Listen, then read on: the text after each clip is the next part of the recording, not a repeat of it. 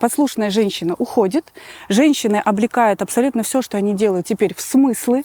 Смысл быть жертвой и быть послушной у нее больше нет. А вот смысл развиваться и выстраивать другие отношения, которые и требуют вот это развитие и образования, они есть. Для того, чтобы мы шли дальше по пути вот этого развития, нам нужно выстроить отношения не из позиции «женщина – это предмет быта, постирай, убери, приготовь» там, да, и так далее.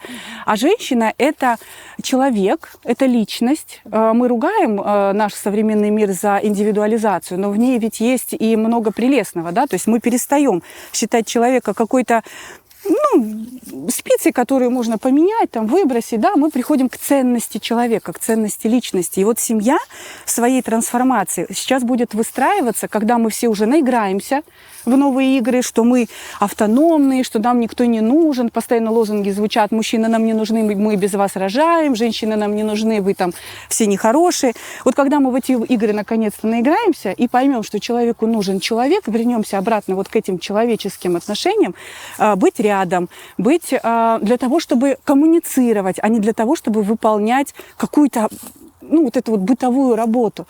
И когда мы получим вот это образование, вот этот новый навык правильной коммуникации и человеческой ценности, тогда сформируется абсолютно новая семья, которая нам пока что не очень знакома. Я вижу, что сегодня уже многие стараются ее выстраивать, да, но это все пока что очень тяжело. И это будет, конечно, тяжело, и молодцы те, у кого это хоть как-то получается.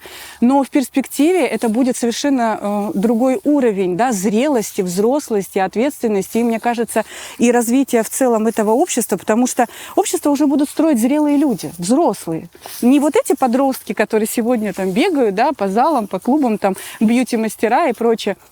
Ничего не имею против бьюти-мастеров, но это тоже некая доля такая инфантильности, потому что она не требует какой-то большой образованности. Это скорее вот дань современному быстрому успеху, да.